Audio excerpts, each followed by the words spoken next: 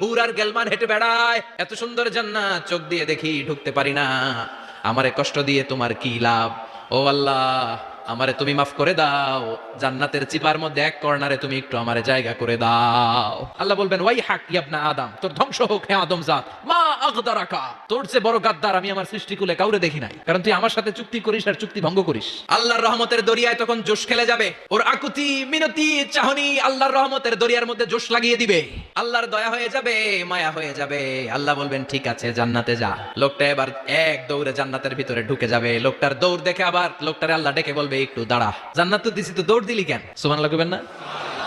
লোকটি বলবে, আল্লাহ প্ল্যান তো আমি কম করি নাই, এত চেষ্টার ফলে আমি আসতে পারছি, আবার যদি তুমি বাইর করে দাও, এই জন্য এক দৌড়ে এমন চিপার মধ্যে লুকামো যাতে তুমি আমার না দেখো। আবার আল্লাহর রহমতের দরিয়ায় জোশ খেলে যাবে, আল্লাহ কাছে ডাকবে, কাছে আয়, ও গোলাম তোর কি মনে চায় আমারে বল, আজকে তুই চাইতে থাক, আমি দিতে দিতে তোর মনের সব আশা পূরণ করি।